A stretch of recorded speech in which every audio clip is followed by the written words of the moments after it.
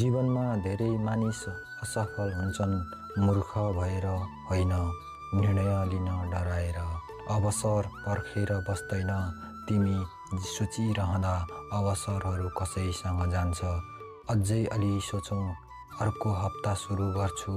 तर सत्य के हो भने सबै कुरा कहिल्यै मिल्दैन। पैसा मेहनत मात्र खोज्दैन, पैसाले खोज्छ निर्णय गर्ने मान्छे।